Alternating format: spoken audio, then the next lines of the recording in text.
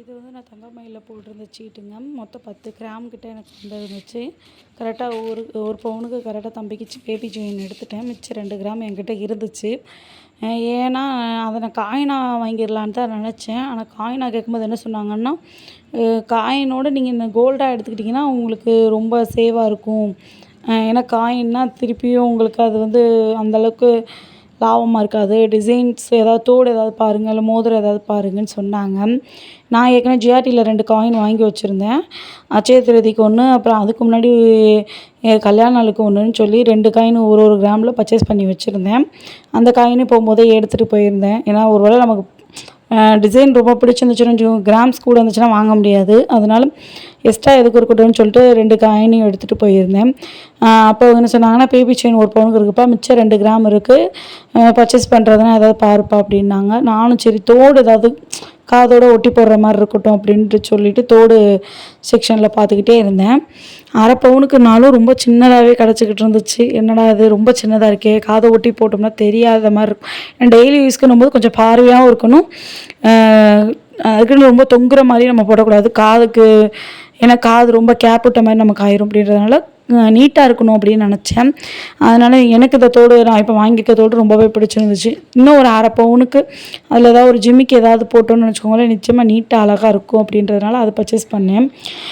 ஏன்னா மோஸ்ட்லி இப்போ நம்ம கோல்டு காயின் ரொம்ப பர்ச்சேஸ் பண்ணுறாங்க. நான் போகும்போது ஷாக் ஆகிட்டேங்க. ஏன்னா நான் காயினை போடும்போது அது வந்து நம்ம வாங்கும்போது இப்போ டச்சு காசுன்னு ஒன்று இன்ட்ரடியூஸ் பண்ணியிருக்காங்களங்க, அதே மாதிரியே நீங்கள் காயினை ப்ளஷ் பண்ணும்போதும் குறிப்பிட்ட அளவுக்கு அவங்க வந்து பிடிச்சிக்கிட்டு தான் கொடுக்குறாங்க. 2 கிராம் போட்டேன், 500 மில்லி கிட்ட லெஸ் பண்ணாங்க. என்னங்க இவ்வளோ லெஸ் பண்ணுறீங்கன்னு கேட்கும்போது, அவங்க தங்கமயிலில் வாங்கின காயினை மட்டும்தான் அன்றைக்கி ரேட்டுக்கு அப்படியே எடுத்துப்பாங்களாம். வேறு ஏதாவது ஜிஆர்டி அந்த மாதிரி எங்கேயாவது நீங்கள் எடுத்துருந்தீங்கன்னா அதுக்கு வந்து இந்த அளவுக்கு லெஸ் பண்ணுவாங்க அப்படின்னாங்க. எங்களுக்கு ஷாக் ஆகிடுச்சு. ஏன்னா எங்களுக்கு இதெல்லாம் தெரியவே தெரியாது. ஏன்னா மோஸ்ட்லி சேவிங்கிறது இப்போல்லாம் மிடில் கிளாஸ் எல்லாருமே கோல்டில் இன்வெஸ்ட் பண்ணுறோம். அது மோஸ்ட்லி எல்லாருமே காயினில் இன்வெஸ்ட் பண்ணுறோம். இந்த அளவுக்கு என்ன லெஸ் பண்ணுறாங்கன்னு சொல்லிட்டு நாங்கள் ஜிஆர்டிக்கு பர்ச்சேஸ் பண்ணுறதுக்கு போயிருந்தோம், ஒரு கிஃப்ட்ஸ் கொடுக்கறதுக்காக. அப்போ அவங்ககிட்டயே அங்கே இருக்க மேனேஜர்கிட்ட கேட்கும்போது ஆமாம் சார் அப்படின்னு தான் சொன்னாங்க. இப்போ வந்து நாங்களுமே அந்த இதெல்லாம் ஸ்கீம் எங்ககிட்டயும் இருக்குது சார், எங்களோட ப்ராடக்ட் காயின்ஸாக இருந்தால் மட்டும் நாங்கள் அப்படியே நீங்கள் ப்ளச் பண்ணும்போது அன்றைக்கி ரேட்டுக்கு அப்படியே கொடுத்துருவோம். நீங்கள் வேறு ஏதாவது டிசைன்ஸ் பார்த்து எடுத்துக்கலாம். வேறு தங்கமயில் வேறு ஏதாவது இதில் எடுத்து காயின் இருந்துச்சுன்னா நாங்களுமே அந்த அளவுக்கு மில்லிகிராம்ஸில் கம்மி பண்ணிட்டு தான் சார் கொடுப்போம் அப்படின்னு சொன்னாங்க. எனக்கு ஷாக் ஆகிடுச்சு. ஏன்னா இப்போ நிறைய பேருக்கு அதெல்லாம் தெரியாது. சேவ் பண்ணுறோன்னு நினச்சிக்கிட்டு தான் காயினில் இன்வெஸ்ட் பண்ணுறோம். ஆனால் இந்த அளவுக்கு இவங்க இதுலேயுமே கை வைக்கிறாங்கன்றது நிறைய பேருக்கு தெரியாதுங்க. அதனால தான் சொல்கிறேன், நீங்கள் அப்படி காயினில் இன்வெஸ்ட் பண்ணுறதுக்கு நீங்கள் உங்களுக்கு பிடிச்ச மாதிரி ஒரு 2 கிராம் 3 கிராமில் தோடு, பாப்பாங்களுக்கு வந்து செயின், மோதிரம் அந்த மாதிரிலாம் எடுத்து போட்டு நல்லா அனுபவிச்சிருங்க.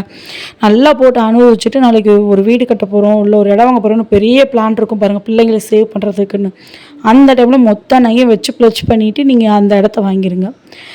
சேர்த்து வச்சு நான் காயின் இது பண்ணுறேன் அப்படின்னு நினச்சிங்கன்னா ஜிஎஸ்டி, டச்சு காசு, நாளைக்கு நீங்கள் அதை விற்றுட்டு பெரிய தோடோ இல்லை பெருசாக நகையோ எடுக்கிறனும் போது அந்த காயினுக்கு அன்றைக்கி ரேட்டு உங்களுக்கு கொடுக்கணும்ல, அதுவும் கொடுக்க மாட்டாங்க. அதுலேயே அவங்க கடை காயினாக இருந்தால் தான் எடுத்து போன்றாங்க. வேறு கடை காயினாக இருந்தால் குறிப்பிட்ட அளவுக்கு மில்லிகிராம்ஸ் கம்மி பண்ணிட்டு தான் கொடுப்போன்றாங்க. இது எதுக்கு நமக்கு தேவையே இல்லைங்க. ஏன்னா சேர்க்குறதே சேவ் பண்ணுறதுக்கு தான். அதுலேயே கவிக்கிறாங்கன்னும் போது காயின் சேர்க்குறது இனிமேல் சாத்தியப்படாது. அதனால் முடிஞ்ச அளவுக்கு நீங்கள் நகையாகவே எடுத்து பர்ச்சேஸ் பண்ணுறதுக்கு ஸ்டார்ட் பண்ணிடுங்க. இதுதாங்க நான் தங்கமயிலில் வாங்கின தோடு.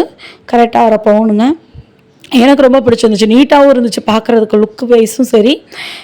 நாளைக்கு ஒரு 1/2 கிராமுக்கு ஒரு ஜிமிக்கி வாங்கி போட்டோம்னா அப்பையும் சரி பார்வையாக இருக்கும். இன்னும் ஒரு 2 கிராம் இல்லைன்னா ஒரு 1/2 பவுனுக்கு காது மாட்டியோடு செட் பண்ணி போட்டோன்னு வச்சுக்கோங்களேன், சூப்பராக இருக்கும், நீட்டாக இருக்கும் டெய்லி யூஸ்க்கு நமக்கு. அப்படின்றதுனால தான் பர்ச்சேஸ் பண்ணேன். உங்களுக்கு பிடிச்சிருக்கான்னு பாருங்கள். இன்னும் இது வந்து அந்த அக்கா எடுக்கும்போது சொன்னாங்க ஓல்டு மாடலுமா வேறு ஏதாவது நியூ டிசைன் பாருங்கள். எனக்கு நியூ டிசைன் எதுவுமே அந்தளவுக்கு செட் ஆகலை. மோஸ்ட்லி எல்லாத்துலேயும் கல் வச்சுருந்துச்சு. 1/2 பவுனுக்குள்ளே அதை பார்த்தோன்னே தெரியும் பாருங்களேன் நமக்குலாம். 1/2 பவுன் 1 பவுன் நம்ம பார்த்தோன்னே கடிப்பை பாருங்கள். அந்த மாதிரிலாம் இல்லை, 1 கிராம் 2 கிராம்ன்ற மாதிரி இருந்துச்சு. அதனால் சரி வேணாம் அப்படின்ட்டு யோசிச்சுக்கிட்டே இருந்தேன். அப்போ இந்த தோடு எனக்கு பார்த்தோன்னே எனக்கு ரொம்ப பிடிச்சிருந்துச்சு. 1/2 பவுன்னும் போது நல்லா பார்க்குறதுக்கும் நல்லா இருந்துச்சு, கெட்டி மாடலாக இருந்துச்சு. டெய்லி யூஸ்க்கு நிச்சயமாக நல்லாயிருக்கும். ஏன்னா டெய்லி யூஸ் போது நம்ம டெய்லின்னும் போது அங்கங்கே ஏதாவது இதாகும், ஷேக் ஆகும். அப்படின்னும் போது நம்ம ரொம்ப கம்மியான டிசைன் நல்லா இருக்குன்னு சொல்லிட்டு எடுத்தோன்னு வச்சுக்கோங்களேன், அது நிச்சயமாக கிராக் ஆகிறதுக்கோ இல்லை எங்கேயாவது விரிசல் விடுறதுக்கு அந்த மாதிரிலாம் வாய்ப்பு இருக்குது. இந்த மாதிரி டிசைன்ஸ் எடுத்து போட்டோம்னா காதை ஒட்டியிருந்தால் நீட்டாகவும் இருக்கும், நமக்கு நல்லாவும் இருக்கும், ரொம்ப நாளைக்கு நம்ம வச்சு யூஸ் பண்ணலாம். அதுவும் இல்லாமல் நடுவில் இருக்கிற கல் வந்து போயிருமேக்கா அப்படின்னு கேட்டேன் அந்த அக்கா சொன்னாங்க இல்லைப்பா கல் போகாது, ஒரு மாதிரி பிடிக்கிற மாதிரி நாங்கள் போடுவோம், அந்த டிசைனில் இருந்த கல் தான் மிஸ் ஆகும். இது வந்து நாங்கள் டிசைன் செய்யும்போது நடுவில் உருக்கி அப்படியே பதிக்கிறதுனால உனக்கு மிஸ் ஆகிறதுக்கு வாய்ப்பு இல்லைப்பா, அப்படியே மிஸ் ஆகிருன்னு நினச்சேன்னா வேறு ஏதாவது டிசைன் பண்ணி எனக்கு தக்கா பிடிச்சிருக்கு அப்படின்னு. சரி ஓகே எடுத்துக்கோப்பா, ஆனால் நீ இந்த கல் விழுந்துரும் நீ பயப்படுற, கல் விழுந்துருச்சுன்னா ஒரு வேளை என்கிட்ட கொண்டு வந்து கொடு, ஏன்னா நான் அந்த கடை சீட்டும் போட்டேன், அதனால் அவங்களுக்கு எங்களை தெரியுன்றதுனால அவங்க சொன்னாங்க கல் விழுந்துருச்சுன்னா கூட நானே கூட இப்போ மாற்றி தர பிரச்சனை இல்லை, ஆனால் மோஸ்ட்லி கல் விழுகிறதுக்கு வாய்ப்பே இல்லை அப்படின்னாங்க. டெய்லி யூஸ்க்கு போட போகிறேங்க்கா அப்படின்னு. அப்போயுமே பிரச்சனை இல்லைப்பா நல்லாயிருக்கும், நீ பயம் இல்லாமல் வாங்கிட்டு போ அப்படின்னு சொன்னாங்க. அதனால தான் எடுத்தேன்.